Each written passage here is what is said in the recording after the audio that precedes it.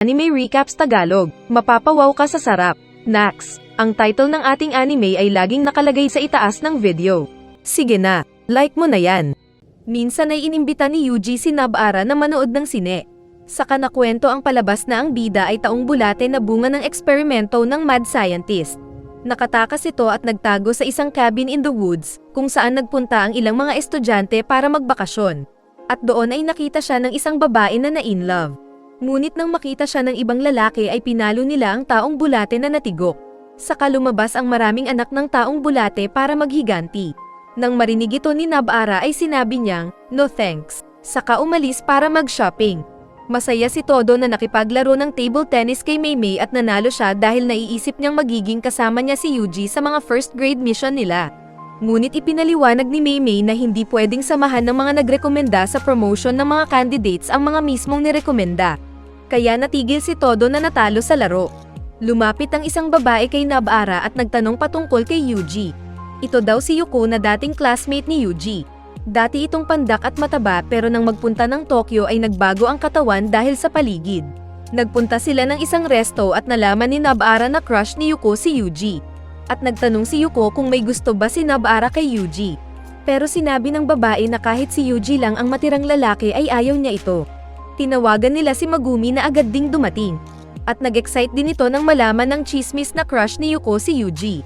Sinabi ni Megumi na mahilig sa matangkad na babae si Yuji kaya masaya ang dalawang babae na tinext si Yuji para tignan sila. At agad namang dumating si Yuji. Nag-alala si Nobara na baka hindi kilala ni Yuji ang babae. Pero madali lang nitong namukhaan ng dating kaklase. Ipinakita noong bata pa si Yuji na tinatanong ng mga kaklase niya bilang katuwaan kung sino ang type na babae.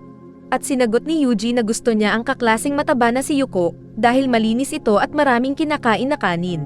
Pero naririnig pala ito ng babae na nasa labas ng classroom. Ang totoo ay naiinis daw si Yuko sa lahat ng mga lalaki. At tanging si Yuji lang ang hindi. Nagpaalam si Yuji nang naghiwalay na sila at mag-isang sumakay sa tren si Yuko. Samantalang magkakasama ang tatlo para manood ng Human Earthworm. Inutusan ni Satoru si Utaheim na mag-imbestiga sa Tokyo kung sino ang traidor. Kaya nagkita silang tatlo kina Yuji, Megumi at Nobara. At magkakasama silang nagpunta ng basement na inaakala nilang kinaroroonan ng tunay na katawan ni Mechamaru. Si Kokichi. May kakayahan itong kontrolin ang kahit anong uri ng puppet, kahit kasing laki lang ng lamok para maging spy. Ngunit pagbukas nila ng pinto ay wala si Kokichi doon na nakaalis na pala. Samantala ay sina Mahito at Geto ang nagbukas ng pinto na hinihintay ni Kokichi. Nakipagkasundo pala ito sa kanila na sasabihin ang balak ng nasa Jujutsuhai, kapalit ng pag-ayos nila ng pisikal niyang katawan. Sinabi ni Kokichi na ayusin na siya agad ni Mahito. Kaya nainis ang pangit at sinabi kay Geto na patayin na lang niya ito. Pero sinabi ni Geto na kailangan muna niyang ayusin si Kokichi dahil iyon ang kasunduan nila. Dahil kung hindi niya gagawin ay pwedeng may masamang dulot kay Mahito. Kaya walang nagawa si Mahito kundi ayusin ang katawan ni Kokichi. Naging maayos nga ang katawan ni Kokichi at nalunasan ang kanyang katawan. Saka tumayo at sinabing tatapusin ang pangako. Naglabas siya ng mga puppet na marami at mabilis na umatake sa naghandang Mahito.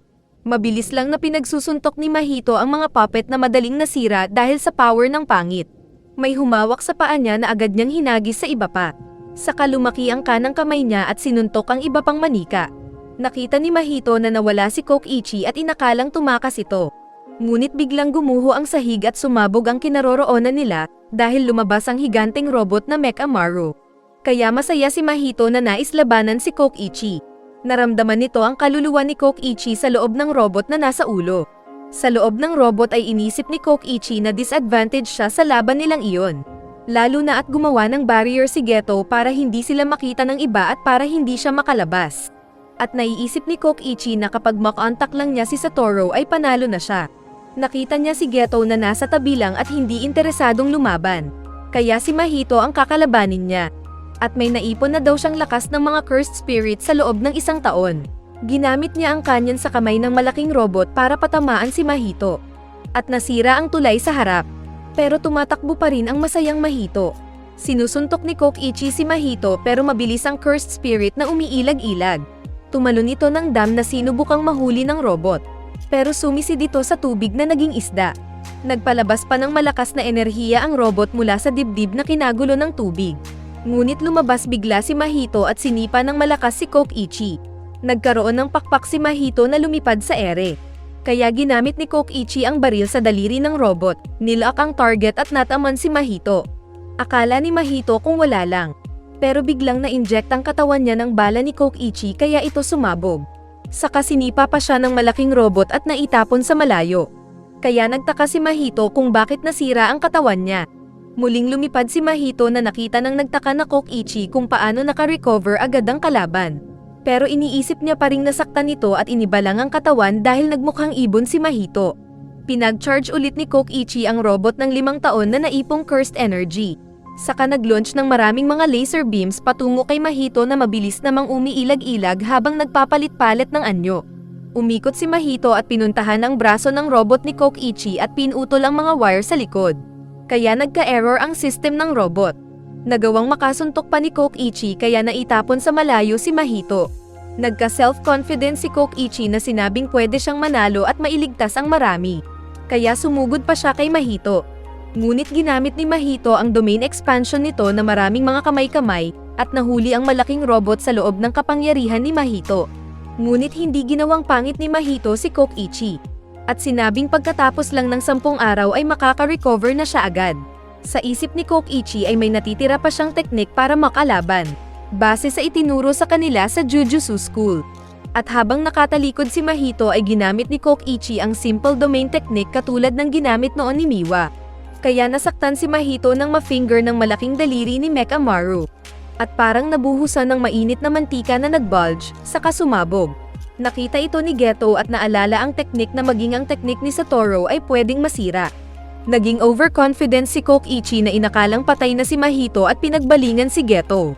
Saka gumawa siya ng energy ball na ibabato sana kay Geto. Ngunit biglang natusok ang robot niya dahil buhay pa si Mahito at mukhang manyak na nais mahawakan si Kokichi. Ngunit bago pa matusok si Kokichi ay inilabas pa niya ang suit na si Mechamaru. At hinanda ang panghuling armas nito para atakehin si Mahito. Umatake siya ng diretso kay Mahito, habang ginamit ng kalaban ang maraming mga kamay na sinisira ang armor ni Kokichi. At nang masira ang armor ay nahawakan na ni Mahito si Kokichi, at natapos ang laro. Samantala ay kinakausap ni Miwa ang robot na Mechamaru at sinabing mabisita minsan. Ngunit hindi niya alam na magkasamang umalis sina Geto at Mahito na nanalo sa laban. Nagkaroon ng Halloween festival sa Shibuya at maraming mga cosplayers ang dumalo. Ngunit biglang nagkaroon ng malaking veil na unang napansin ng mga taong naibangga dito. At habang nagkakasiyahan ang mga hindi nag-like ng video ko, ay bigla silang hinigop ng isang halimaw. Kaya mag-like na kayo kung ayaw niyong mahigop. Sige na, like mo na yan. At ang pangyayaring ito ay hindi lingid sa mga sorcerers, kaya agad nilang pinalibutan ang barrier. Pero hindi sila makapasok sa loob, samantalang ang mga normal na tao naman ay hindi makalabas. Isang lalaki ang nagsabi na kailangan nilang makaalis doon dahil kung hindi ay baka matulad sila sa nakitang inilipad na mga tao at ginawang tae. Biglang pumasok si Satoru, saka nagpatalon-talon sa itaas ng mga tao. Samantala ay magkakasama sina Maymay, Yuji at ng kapatid nito. Magiging backup sana sila ni Satoru kung sakali. Pero biglang may tumawag kay Maymay at sinabing may isa pang bagong barrier na kailangan nilang puntahan. Agad nilang kinausap ang isang babae na nag-instruct sa kanila na ang kalaban sa bagong barrier ay mga nag-mutate na mga tao. Ginamit ni Maymay ang pag-survey sa lugar gamit ang mga spirit curse na uwa. Ngunit ilan sa mga ito ay biglang nawasak. Saka ipinakita ni Maymay ang mapa kay Yuji at sinabing may dalawa siyang pagpipilian. Ang una ay labanan ng maraming mga mahihinang halimaw, o ang pangalawa na labanan ang boss na malakas. At siguradong ang boss na malakas ang gusto ng bida kaya tinuro ng babae na sa level B5 ang posibleng kinaroroonan ng boss. Saka din sila agad na naghiwalay. Pagpasok ni Yuji sa isang level ay nakita niya ang isang tipaklong na kumakain ng Men in Black sorcerer. Nagtanong ang bida kung nasaan si Mahito. At sinabi ng tipaklong na nasa pinakaibaba. At inutusan siyang bantayan ang level na iyon para hindi masira ang barrier. Sinabi ng ipis na matalino siya. Pero agad na sinuntok ng bida ang malaking tipaklong na naitapon sa nawasak na pader. Umatake naman ang tipaklong na iniwasan ni Yuji. Kaya inilabas ng insekto ang pakpak at mas mabilis na hinabol-habol si Yuji. Ngunit nang tumigil ang tipaklong ay si Yuji na ang lumapit. Saka nag-charge at harapan na nakipagsuntukan sa tipaklong na may 4 na kamay. Ngunit binugbog lang ng mabilis na suntok ni Yuji ang halimaw na Natamba. At nagreklamo pa ito kung bakit siya lang daw ang natatamaan. Nagdura pa siya, kaya agad yumuko si Yuji. Ngunit inilabas pa ng insekto ang pangtusok na puwet na tinago sa lupa. Ngunit nakaiwas pa rin si Yuji at pinutol ang buntot ng pangit gamit ang lakas. At dahil kumain ng mga tao ang insekto ay tigok ito sa bida. Samantala ay pinagpapatay naman na ni Maymay ang mga mahihinang halimaw. Saka naramdaman nilang nasira na ang barrier. Muli silang nagsama ni Maymay para puntahan ang boss sa ilalim. Pero tumakbo na si Mahito ayon sa kanilang plano. At pagdating nila sa ilalim ay nakita na lang nila ang isang tulala na tao. Samantala ay kaharap ni Satoru sina Hanami, Jogo at Choso. Tapos biglang gumawa ng mga bakod na gawa sa mga ugat si Hanami. Sinabi ni Satoru na hindi siya tatakbo sa kanilang tatlo. Ngunit nagplano pala ang mga kalaban na lalabanan nila si Satoru sa makipot na lugar, kung saan kasama ang mga taong hindi sorcerer para makontrol ang lakas ni Satoru. Kaya nang nabuksan ang harang ng mga substation ay nahulog ang mga tao palapit sa kanila. Lahat ng balak nilang ito ay itinuro ni Geto na dating kaibigan ni Satoru. Umatake si Jogo gamit ang apoy at maraming mga tao ang nasunog sa pagdaan niya. Mas mabilis ang pag-atake ni Choso ng blood manipulation technique nito pero walang epekto sa perpektong depensa ni Satoru. Sabay na umatake ng suntok sina Hanami at Jogo. At inipit nila si Satoru gamit ang domain amplification. Kaya napilitang umilag si Satoru. Nasabi nitong katulad ng simple domain ang epekto ng domain amplification. At kapag nagawa ito ng tama ng mga kalaban ay pwedeng masaktan ang bida. Sinabi ni Geto sa mga kasama noong nagpaplano pa lang sila na hindi pwedeng gamitin ng mga cursed spirit ang kanilang mga domain. Para hindi mapilitan si Satoru na gamitin ang kanya. Dahil kapag nagkaganon ay tigok sila. May babaeng nagsisigaw dahil sa takot. At sinubukan itong tulungan ng isang extra. Ngunit pinatay ito ni Jogo at sinunog sa harap ng babae. Kaya nagalit si Satoru na tinanggal ang takip ng mata. Sinabi ni Satoru na una niyang papatayin si Hanami. Pero nang sumuntok si Jogo ay hinuli niya ito at binalibag. Saka pinutol ang kamay habang iniiwasan ang pag-atake ni Hanami. Umatake si Hanami pero isinangga ni Satoru ang kamay ni Jogo. Saka sinipa si Hanami na naitapon. At saka din tinapon si Jogo. Napansin ni Hanami na tinanggal ni Satoru ang limitless technique nito at nag-focus sa cursed manipulation hand-to-hand combat technique. Kaya nag-relax si Hanami na sinabing hindi na niya kailangan pang manatiling gamitin ang domain amplification. At ginamit ang sariling style sa pakikipaglaban saka naglabas ng mga tusok-tusok. Ngunit agad siyang pinuntahan ng namamanyak na Satoru at mabilis hinuli ang sungay ng pangit na halimaw. Saka ito hinila at nasaktan si Hanami. Kaya natatakot si Jogo sa lakas ni Satoru. Wala ding silbi ang blood manipulation ni Choso na hindi kayang saktan si Satoru.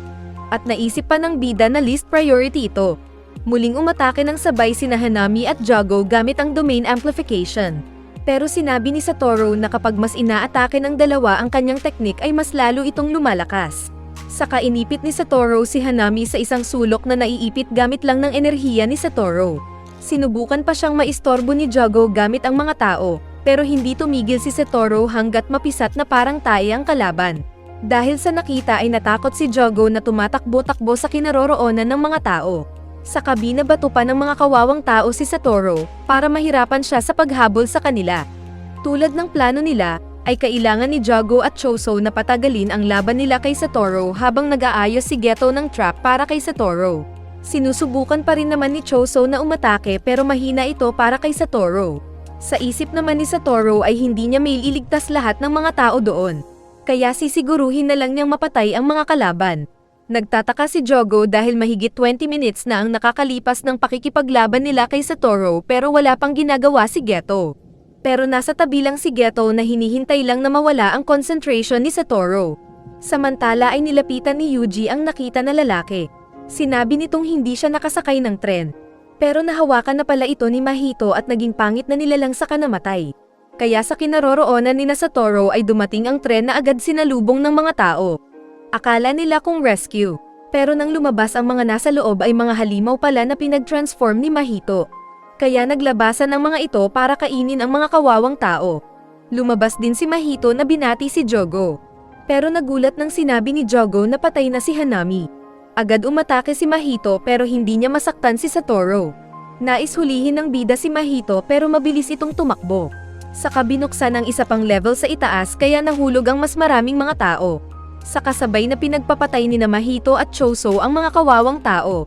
Kaya maraming nakitang longganisa si Satoru. Sa isip ni Mahito at Jago ay hindi magagawa ni Satoru na gamitin ang domain expansion nito kapalit ng buhay ng maraming tao.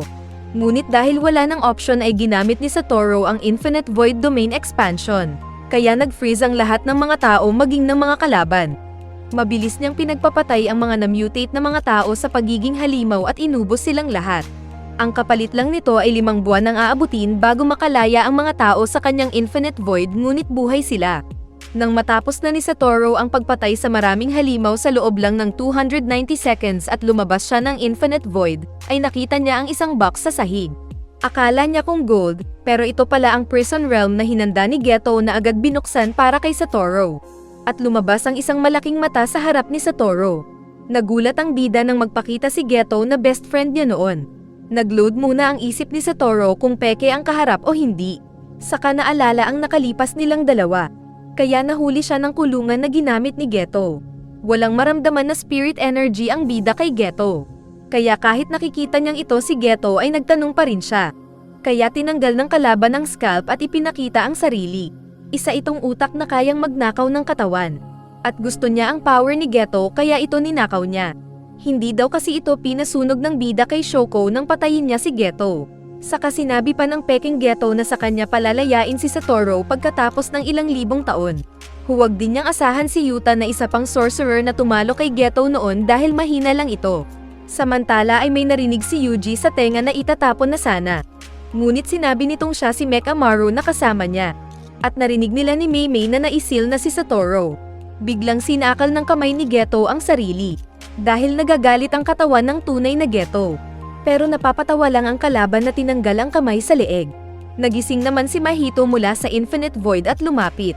Sa kanila kinulong si Satoru sa loob ng box. Napumikit ang mga mata pagkatapos. Sinabi ni Mekamaru na pinatay na siya ni Mahito. Ngunit gumawa siya ng contingency plan gamit ang mga puppet na mag-a-activate lang kapag oras na masil si Satoru. Saka binalaan sila na may paparating na kalaban. Nakita ni Meimei ang 2 kalaban na paparating. At mas malakas daw ang mga ito kaysa sa nakalaban ni Yuji na tipaklong. Pero sinabi ni Meimei na huwag silang pa-distract at puntahan na agad si Satoru. Ngunit sinabi ni Mekamaru na makinig sa kanila dahil hindi magtatagal ang kanyang contingency. At 4 na barrier ang nakalagay sa Shibuya na magkakaiba ang kinukulong. Kasama na rin ang iba pang mga naka-standby na Jujutsu sorcerers. Sinabi ni Mekamaru ang kanilang dapat gawin. Na magpatulong sa iba si Yuji samantalang bantayan ni Meimei ang lugar na iyon.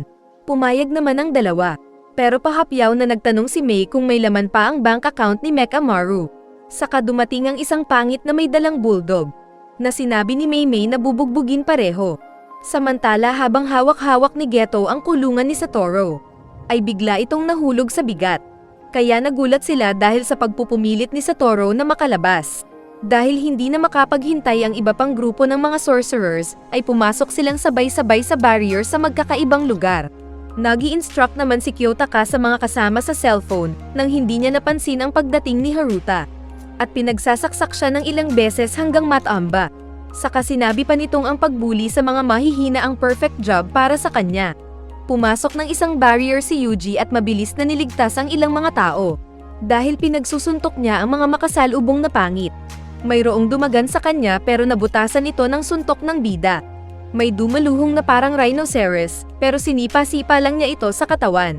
Nagpunta siya ng isang tuktok ng gusali at buong lakas na isinigaw ang pangalan ni Kento.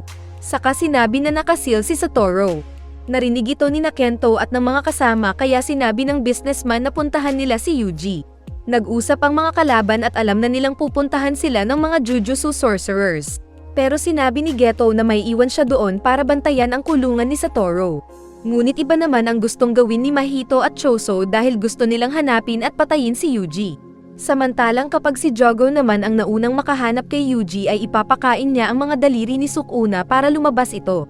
Pag-alis ng mga cursed spirits, ay sinabihan ni Geto ang 2 bata na niligtas noon ng tunay na Geto, na umalis na din sila bago pa masaktan. Kaya sinabi ng mga ito na pagsisisihan ito ng utak na parasite. Saka din umalis. At dahil sa impormasyon na binigay ni Mechamaru ay nagkaroon ng idea si Kento kung anong gagawin. Bago ito lumabas ay inutusan ang tatlo na sirain ang barrier na kinukulong si Satoru. At si Takuma ang inutusan na manguna sa dalawang first years. Ipinaliwanag ni Takuma na kung hindi nila iligtas si Satoru ay lalabas ang lahat ng mga halimaw na natatakot dito at katapusan na ng mga tao. Sinuntok ni Yuji ang barrier na pinagbabawalan na makapasok ang mga sorcerers. Pero matibay ito. Saka napagtanto nilang tatlo na ang nagbabantay ng barrier ay nasa labas. Mabilis naman nilang nahanap ang mga nagbabantay na dalawang lalaki at isang matanda. Gamit ang Shikigami na ibon ay mabilis na nagpunta ang mga bida sa kinaroroonan ng mga kalaban. Nakuha nila ang unang detonator ng barrier. Pero nalaman nilang tatlo lahat ng barrier kaya mabilis na hinabol ni Yuji at Megumi ang kalaban na may balbas, dahil hawak nito ang dalawa pang susi ng iba pang barrier. Nahulog ang kalaban sa mataas na gusali pero walang gasgas pagbagsak. Kaya tinawag ni Megumi na bumangon na ito. Kaya bumangon nga ang nagkukunwari na nasaktan. Samantala ay naiwan naman si Takuma para labanan ang dalawa pang naiwan. Sinuot niya ang maskara at inactivate ang 4 na klase ng kapangyarihan. Pinatamaan niya ng lumilipad na tusok ang lalaki na umilag, saka din sumangga. At ginamit ang pangalawang spell kaya smooth lang na nagpapaikot-ikot at hindi nasaktan sa sipa ng kalaban. Samantalang pinagdalawahan naman ni Megumi at Yuji na pinatamaan ng malalakas na suntok at kalmat ng werewolf ang bigute. Ngunit walang gaanong epekto sa kalaban na kahit naitapon, ay muli lang bumangon. Patuloy na umiikot si Takuma sa dalawang kalaban habang nag-oorasyon ang matanda. Napilit binabantayan ng kasamang lalaki. Pero nang matapos ng matanda ang orasyon ay may binigay sa kasamang lalaki na kanyang nilunok. Sinubukan pang nagtapon ng armas ni Takuma. Pero lagot na siya dahil nasummon na ng matanda ang katawan at galing ni Toji sa pakikipaglaban. Ipinakita noong malaya pa ang mga cursed spirit users na pumapatay ng mga tao. Dahil wala pang malalakas na Jujutsu sorcerers. At naging biktima pa ng matanda si Kung na ginamit ang pinatay na anak ng biktima. Saka din naging matanda ulit. Medyo bata-bata pa noon ang kalaban ni Yuji at Megumi. At maging ito ay pumapatay ng mga kawawang tao noon. Ngunit nang naipanganak si Satoru na pinatungan ng bounty sa ulo at binalak patayin ng dalawa, ay natakot sila at nanginig nang makita pa lang ang pogi. Kaya sila nagtago at hindi na malaya sa pagpaslang ng tao. Balik sa kasalukuyan ay patuloy ang paglaban ni Yuji at Megumi sa cursed user na maraming beses nilang sinasaktan at binubugbog. Ngunit palagi itong nakakabawi at patuloy din daw sa pag-atake. Kaya nag-isip ang dalawa na may tinatagong teknik ang kalaban. Sinabi ni Megumi na naroon si Satoru. Pero sumagot ang kalaban na alam nilang nakasil na si Satoru dahil sa sigaw ni Yuji. Ginamit ni Megumi ang mga Shikigami nitong rabbit at mabilis nilang ikinulong ang kalbo na parang nalito.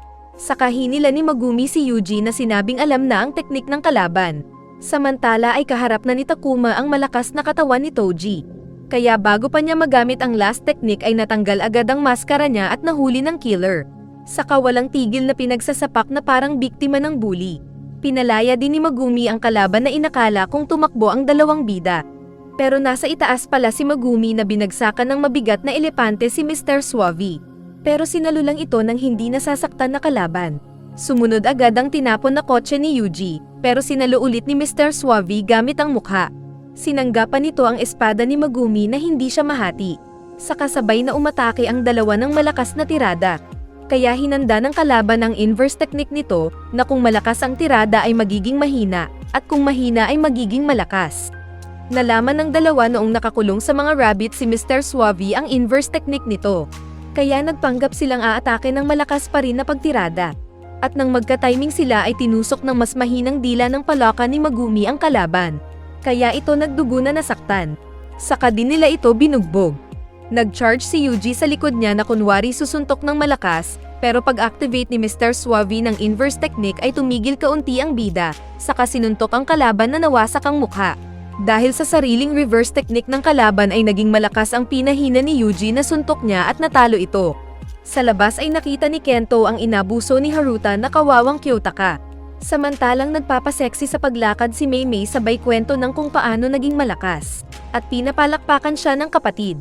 Natalo na ang kalaban na nagmamakaawa na magiging mabait na daw. Pero ginamit na ni Meimei ang kanyang palakol. Sinira ni Yuji at Megumi ang seal at nasira ang isang veil. Pero nagtaka sila kung bakit isang barrier lang ang nabuksan. Naalala din nila si Takuma at nakita itong nahuhulog kaya agad nilang sinalo. Nagsasalita ang maglola na kalaban ng biglang mahirapan ang apo ng lola. Sa kapaglingon nito ay kinontrol na ito ni Toji. Sinabi ng matanda na ang katawan lang ang nasummon niya pero bakit sumama ang kaluluwa ni Toji? Kaya sinabi ni Toji na espesyal kasi ang katawan niya kaya tinalo ang kaluluwa ng apo. Nilapitan ni Toji ang natatakot na matanda. At dahil pangit, tigang na at killer pa ay pinisat niya ang ulo nito. Samantala ay nabalitaan naman ng grupo ni Maki ang pagkamatay ni Kiyotaka habang nilalabanan ni Maki ang mga halimaw. Pero yung kasama nilang matanda ay tambay lang na humihingi pa ng 2x2 na Hinebra San Miguel. Naiisip ni Maki na baka may nangyaring masama kay Satoru. Kaya pinaalis niya ang dalawa para mas safety sa labas.